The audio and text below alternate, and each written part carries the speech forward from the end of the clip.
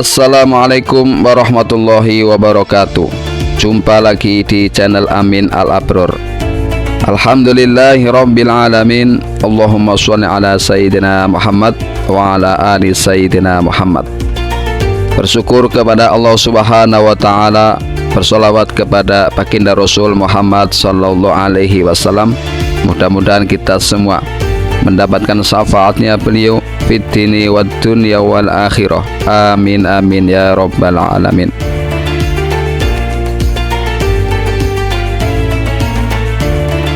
Dikisahkan ada seorang alim dan ahli ibadah yang bernama Syekh Junaid Al-Baghdadi atau dikenal dengan Imam Junaid. Imam Junaid merupakan wali Allah yang terkenal dengan pemahaman ilmu fikih yang luar biasa. Imam Junaid memiliki kebiasaan beribadah di atas rata-rata orang pada umumnya. Bayangkan saja, dalam sehari Imam Junaid melaksanakan sholat sunnah sebanyak 400 rakaat, istiqomah, berpuasa, dan berzikir di malam hari.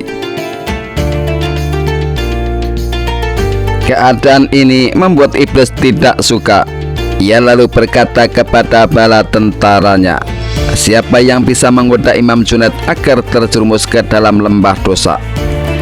Mendengar itu, Jin Ifrit mengajukan diri. Aku sanggup, tapi apakah Anda akan melepaskanku dari segala pekerjaan lainnya? Tanya Jin Ifrit. Tentu saja, karena ini pekerjaan yang berat, jawab iblis laknatullah.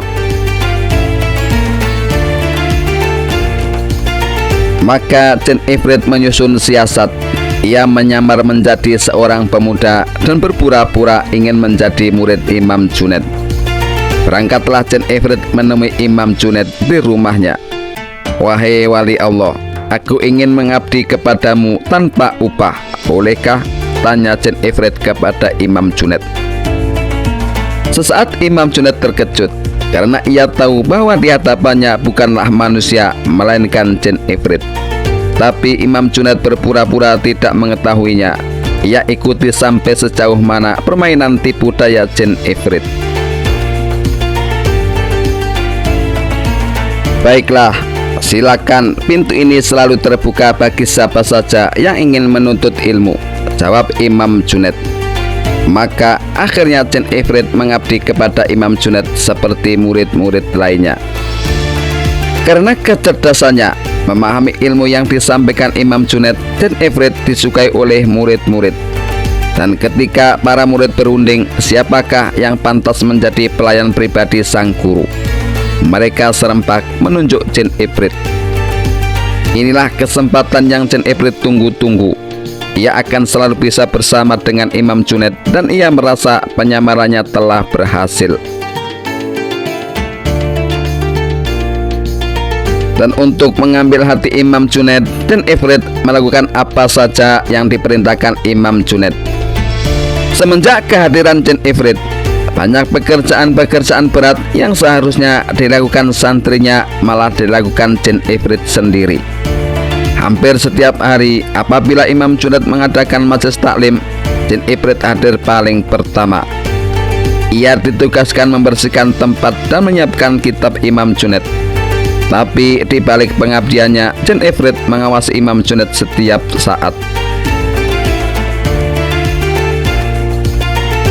Apabila hati Imam Junaid lengah sedikit dalam mengingat Allah subhanahu wa ta'ala, ia akan segera memasukinya.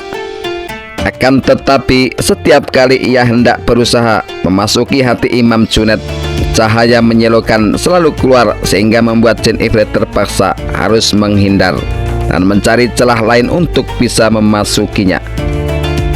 Selama 10 tahun Jin Ifrit berusaha tapi selalu mengalami kegagalan. Hingga suatu malam sahabat Imam Junaid yang juga seorang wali Allah singgah ke kediaman Imam Junaid. Kebetulan saat itu Imam Junaid baru saja pulang dari masjid dan ia berjalan didampingi Jin Ifrit yang membawakan lampu di tangannya. Tamu tersebut kaget melihat Imam Junaid berjalan bersama makhluk terkutuk. Tapi kenapa Imam Junaid membiarkannya? Setelah Imam Junaid mempersilahkan sahabatnya masuk ke rumah, Mereka berdua duduk di ruang tamu. Apakah kau tidak menyadari bahwa yang mendampingimu bukanlah manusia tapi setan, kata sahabatnya kepada Imam Junaid. Biarkan saja si durhaka ini semakin durhaka, biarkan saja dia, balas Imam Junaid. Ternyata pembicaraan mereka berdua terdengar oleh jin ifrit. Dengan masih membawa lampu di tangannya, jin ifrit berkata kepada Imam Junaid, "Hai Junaid, jadi selama ini engkau mengetahui penyamaranku?" tanya jin ifrit. "Sejak pertama kamu datang, Allah telah membuatku mengenalmu. Aku sudah tahu kamu sejak awal. Tapi aku biarkan saja kau jadi pelayanku, supaya murid-muridku bisa fokus menuntut ilmu," jawab Imam Junaid. Jin ifrit terkejut mendengar jawaban Imam Junaid. "Jadi diamu selama ini hanya pura-pura tidak tahu. Bertahun-tahun aku mencoba memasuki hatimu, tapi selalu mengalami kegagalan. Hatimu tak pernah lepas dari mengingat Allah, meskipun hanya sedikit," ujar jin ifrit. "Diamlah dan pergi dari sini," ucap Imam Junaid. Jin ifrit lalu membanting lampu di tangannya dan lari ketakutan.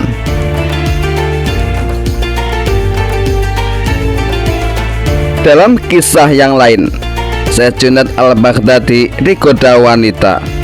Bahwa ulama seperti Syekh Junaid al-Baghdadi pun tidak luput dari ujian dari Allah Subhanahu wa Ta'ala. Beliau menerima perlakuan tak menyenangkan dari beberapa orang musuhnya setelah pengaruhnya meluas di seluruh Baghdad. Mereka telah membuat fitnah untuk menjatuhkan reputasinya. Musuh-musuhnya selalu berusaha menghasut khalifah di masa itu agar membenci Syekh Junaid al-Baghdadi. Tapi usaha mereka untuk menjatuhkan beliau selalu tidak berhasil. Musuh-musuhnya tak segan-segan berusaha membuat sesuatu yang dapat memalukannya. Pada suatu hari, mereka menyuruh seorang wanita cantik untuk menggoda Syekh Junaid al-Baghdadi. Wanita itu pun mendekati sang syekh yang sedang tekun beribadah. Ia mengajak Syekh Junaid al-Baghdadi akan melakukan perbuatan tercela.